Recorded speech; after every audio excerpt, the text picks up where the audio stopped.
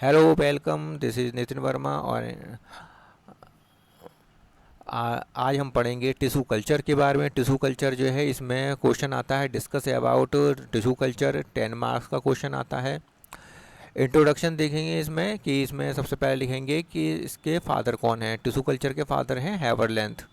हेवरलेंथ tissue culture के father हैं, सबसे पहले तो यही लिखना होगा। इसके बाद हम देखेंगे इसकी परिभाषा कि it is technique of growing plants cells tissue और organ in suitable environmental condition.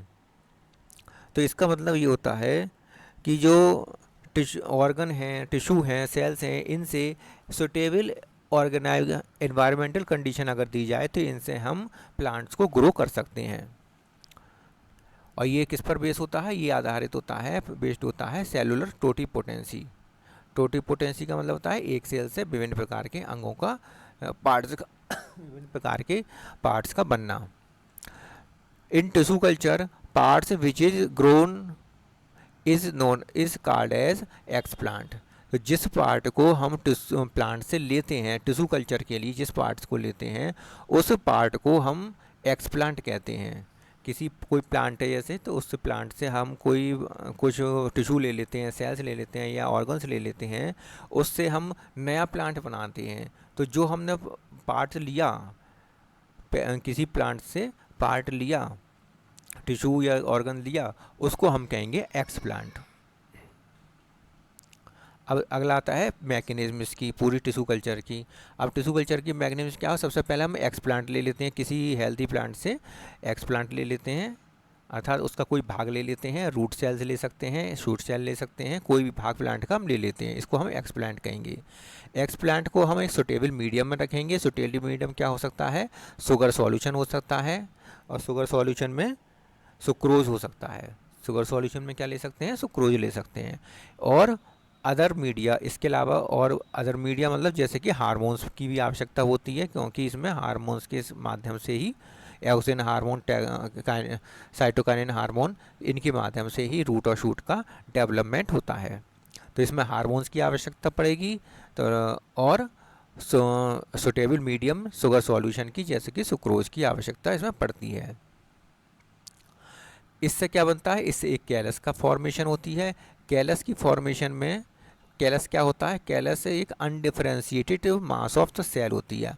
Undifferentiated मास होती है, इसमें कोई डिफरेंशिएशन नहीं होता सेल का, कि सेल से क्या बनेगा, कौन सी सेल से क्या बनेगा, कुछ पता नहीं। बस एक मास होता है, एक ग्रुप होता है, सेल्स का ग्रुप होता है। अनडिफरेंशिएटेड मास ऑफ सेल कहलाता है। तो कैलस क्या है? अनडिफरेंशिएटेड मास ऑफ सेल है, ये बन जाता है सुटेबल मीडियम में डालने के बाद। अब इसमें हम हार्मोन्स को डालते हैं, ऑक्सिन और साइटोकाइनिन, दो हार्मोन है, इनका प्रयोग करते हैं। यदि हम ऑक्सिन, पहला केस ये है, यदि हम ऑक्सिन को साइटोकाइनिन से ज़्यादा डालते हैं, ऑक्सिन ज़्यादा डालते हैं और साइटोकाइनिन कम डालते हैं, तो ऑक्सिन का काम होता है रूट को बनाना, फॉर्मेशन ऑफ रूट। तो इसमें ऑरिजिन ऑफ रेडिकल होगा, और रेडिकल जब बनेगा तब रेडिकल से रूट का निर्माण होगा। ठीक है। दूसरा जो ऑप्शन है, साइटोकाइनिन ऑक्सिन से ज़्यादा हो, यदि हमने मीडियम में ऑक्सिन कम और साइटोकाइनिन ज़्यादा डाला, तब क्या होगा? ऑरिजिन ऑफ प्लूमूल, प्लूमूल की ऑरिजिन होगी और प्लूमूल से शूट का निर्माण होगा। इसके बाद अगर ऑक्सिन और साइटोकाइनिन दोनों बराबर बराबर डाल देते हैं तीसरे केस में, तब क्या होगा? तब नो डिफरेंशिएशन होगा, कोई डिफरेंशिएशन ना होगा, ना तो रूट प्लूमूल बनेगा, ना ही रेडिकल बनेगा, ना रूट बनेगा, ना शूट बनेगा, कोई डिफरेंशिएशन नहीं होगा। तो इसलिए रूट बनाने के लिए हम ऑक्सीजन ज़्यादा डालते हैं, साइटोकाइनिन से ज़्यादा ऑक्सीजन डालते हैं, और साइटोकाइनिन और शूट बनाने के लिए साइटोकाइनिन ज़्यादा डालते हैं, ऑक्सीजन कम डालते हैं मीडियम में। तो इस प्रकार हम नए प्लांट्स का फॉर्मेशन कर सकते हैं, नए प्लांट को बना सकते हैं। सोमा क्लोन्स एक शब्द आता है, सोमा क्लोन्स। सोमा क्लोन्स क्या होता है कि all plants which will be genetically similar. तो इसमें क्या होता है कि सारे प्लांट जेनेटिकली सिमिलर होते हैं। जब प्लांट जो बनाए जाते हैं लैब में, इन सभी प्लांट एक दूसरे से सिमिलर हों, जेनेटिकली सिमिलर हों, तब हमें ये कहलाए जाएंगे सोमा क्लोन्स। तब ये क्या कहलाए जाएंगे? सोमा क्लोन्स कहलाए जाएंगे। ऐसी माइक्रो प्रोपेगेशन, ये एक शब्द आता है माइक्रो प्रोपेगेशन। इसमें क्या होता है, इसका क्या मतलब है कि माइक्रो माने बहुत छोटी स्थान, बहुत छोटे कम समय में। Lots of plants can be produced in less time, बहुत ही कम समय में बहुत अधिक प्लांटों के हम बना सकते हैं, लॉट्स ऑफ प्लांट बना सकते हैं, तो इसको हम कहेंगे माइक्रो प्रोपेगेशन। नोट करके क्या याद कर रखना है कि healthy plant can be obtain from deceased plant. Deceased plant जो होते हैं उनसे हम हेल्दी प्लांट्स का भी फॉर्मेशन कर सकते हैं। किस प्रकार कर सकते हैं कि इसमें हमें क्या लेना होगा, कल्चर करना होगा एपिकल मेरिस्टम सेल्स का। एपिकल मेरिस्टम सेल्स का कल्चर करना होगा, या हम कहेंगे कह सकते हैं कि एपिकल मेरिस्टम सेल्स को हम एक्स प्लांट के रूप में लेंगे।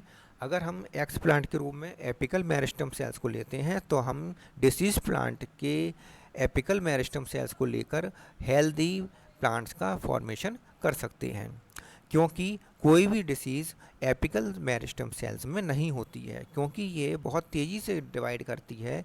एपिकल मेरिस्टम बहुत ही तेज़ी से डिवाइड करती है, और डिवाइड करने के कारण वहाँ तक, जब तक वहाँ डिसीज़ पहुँचेगी, इन सेल्स तक डिसीज़ पहुँचेगी, तब तक क्या होगा कि ये तब तक नई सेल्स का निर्माण कर चुके होंगे।